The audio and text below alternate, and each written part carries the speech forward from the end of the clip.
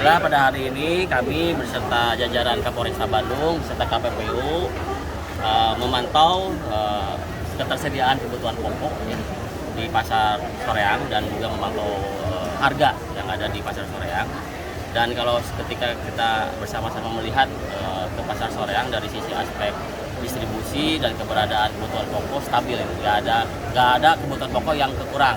Ya, semuanya dapat mudah didapatkan ya. Semuanya bisa aksesnya bisa mudah didapatkan, tidak ada kekurangan stok.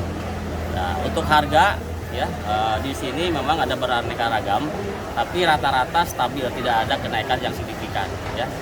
Dan mudah-mudahan kita juga menginginkan harga ini tetap stabil juga menjelang Idul Fitri. Ya. Ada beberapa kenaikan seperti tadi di daging ya. Memang tapi ternyata daging itu ada klasifikasinya. Jadi klasifikasi super itu yang biasa juga ada tergantung harganya. Dan alhamdulillah untuk daging itu komoditi daging itu juga sebenarnya itu dihasilkan dari peternak-peternak lokal yang ada di Kabupaten Bandung. Jadi tidak keluar. Jadi alhamdulillah karena peternak yang di Kabupaten Bandung dagingnya tersedia dan kualitasnya terjamin.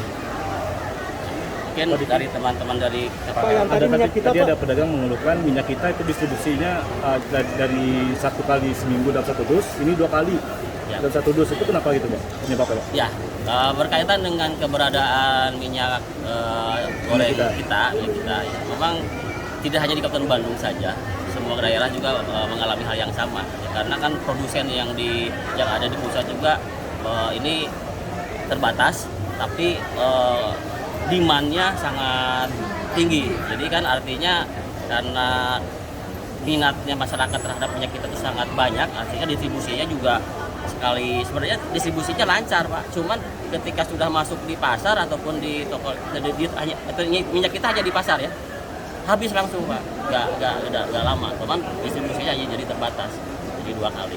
Tapi kita akan coba koordinasikan dengan kementerian supaya Kabupaten Bandung mempunyai kuota yang lebih banyak lagi. Di mencegah menjelang Ramadan seperti apa dari pemerintah sendiri Pak? Apakah akan menambah stok atau gimana? Ya, kita akan melihat kebutuhan yang ada di Kabupaten Bandung setiap pasar berapa ya pesanannya. Jadi juga kita akan koordinasikan supaya kalau ada distribusi yang memang kurang yang masuk ke Kabupaten Bandung, kita akan coba minta untuk ditambah. Kalau di pasar berapa Pak harga minyak kita Pak seharusnya Pak? Ya itu harganya sudah ditentukan oleh pemerintah ya, berapa? 14.000. Jadi tidak boleh keluar dari HET. Ya. Tapi nyatanya masih banyak yang jual 16.000. Wah itu harus dikasih edukasi dan mungkin ada penindakan karena itu harga dari pemerintah yang sudah ditentukan tidak boleh keluar dari batas HET atau 14.000. Ada di tapi di Kabupaten Bandung insya Allah nggak ada. Ada Pak. Cibaduyut dekat rumah saya. Cibaduyut itu bukan kota Bandung. Yang sebelum tol. Pak, ini berarti harga-harga terjangkau oleh masyarakat menjelang Lebaran ini Pak ya? Ya, ini saya berharap terjangkau ya, karena memang yang menjelang Idul Fitri pasti kebutuhan pokok sangat meningkat. Tentunya harga juga kita harus jaga. Harapannya sendiri ini Pak? Yang penting kami pemerintah daerah beserta jajaran ya Kapolresta, di sini juga ada Satgas Pangan, di KPPU juga. Kabupaten Bandung tidak ada kelangkaan kebutuhan pokok, harga stabil. Itu aja.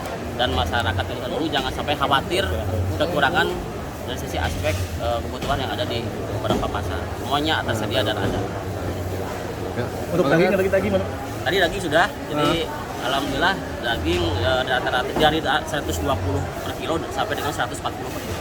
Itu daging impor atau daging lokal? Daging lokal. Daging lokal ya. Minyak Taman? Iya. Untuk minyak kita, jadi sebetulnya KPPU sudah mengundang produsen tidak kurang dari 65 produsen yang kita undang.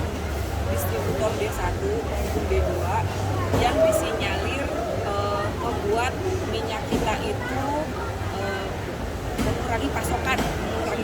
Kemudian ada strategi bisnis pemasarannya yang tidak sesuai dengan prinsip persaingan usaha yang sehat. Yang pertama terkait dengan pasokan, memang minyak kita itu kategorinya adalah minyak goreng rakyat, gitu ya. Jadi apabila produsen ingin mengimpor, ada kewajiban untuk memenuhi kebutuhan domestik kita, entah itu bentuknya mau minyak curah ataupun mau minyak kita, seperti itu. Jadi pada saat sebetulnya apabila ada keinginan produsen menahan itu, kita indikasi itu belum kita rasakan, belum kita temukan indikasi menahan pasokan minyak kita itu belum kita rasakan, karena bisa jadi pemenuhan kewajiban mereka itu berupa minyak goreng curah, itu yang pertama. Terus yang kedua, karena masyarakat ingin menyadari kualitas minyak kita itu sangat bagus, sangat bagus, mendekati minyak goreng premium, di atas minyak goreng curah. Jadi peminatnya itu sangat tinggi. Apabila tadi misalnya beberapa pedagang ada yang bilang bahwa ini sulit untuk mendapatkan, itu memang rebutan. Kenapa? Karena demand-nya itu sangat tinggi.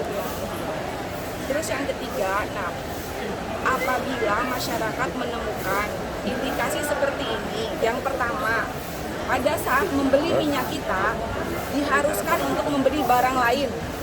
Misalnya harus beli margarin, harus beli sabun, atau barang lain yang tidak diperlukan. Ini tidak diperbolehkan. Ini namanya tying. Tidak boleh ini melanggar persaingan usaha. Jadi minyak kitanya dianggap tying produk pengikat. Type produk yang diikat itu produk-produk yang biasanya kurang begitu laku di pasaran.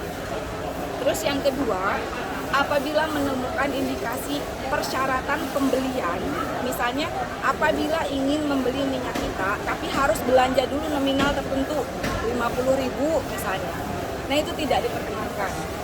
Misalnya baik itu dilakukan oleh agen, baik itu dilakukan distributor gitu, atau itu dilakukan oleh pedagang.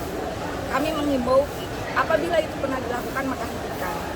Kemudian yang ketiga terkait dengan keanggotaan.